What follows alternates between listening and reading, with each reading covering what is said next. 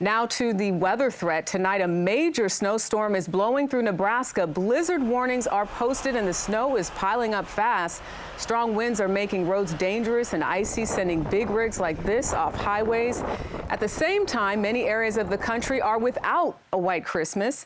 Minnesota set a record for the warmest Christmas Eve. But a cross-country storm this week is expected to dump a lot of rain from Chicago to Boston and could even cause disruptions for the trek home. Well,